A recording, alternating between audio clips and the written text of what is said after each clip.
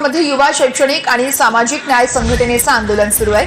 कंत्राटी शिक्षक भरती रद्द करण्याची मागणी केली जाते। युवा शैक्षणिक सामाजिक न्याय संघटनेचा विधान भवनावरती हा मोर्चा आहे। जिल्हानिहाय विभागनिहाय पारदर्शक निवड यादी ही जाहीर करा अशी मागणी केली जाते। शिक्षण मंत्री आणि सरकारला तातडीने सकारात्मक निर्णय घेण्याचं आवाहनही केलं जात आहे।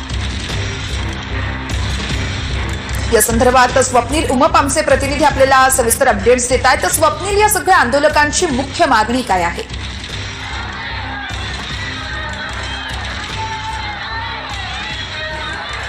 नक्कीच आपण बघू शकतो आजपासून हिवाळी अधिवेशन नागपुरामध्ये सुरू झालेलं आहे आणि मोठ्या प्रमाणावर आता मोर्चे यायला देखील सुरुवात झालेली आहे। आज पहिला दिवस आणि या ठिकाणी आपण बघू शकतो उच्च शिक्षित तरुणांनी जो आहे तो मोर्चा या ठिकाणी काढलेला आहे।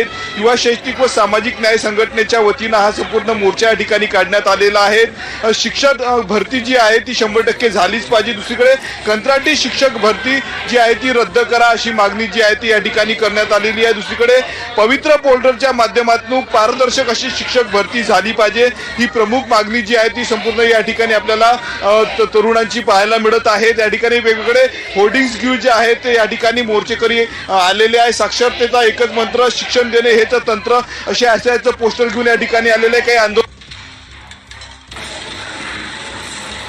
निश्चितच स्वप्नील, या संदर्भातले अपडेट्स आपण घेत राहणार आहोत। ही दृश्य आपण पाहतोय, आंदोलक मोठ्या प्रमाणात या ठिकाणी जमलेले आहेत।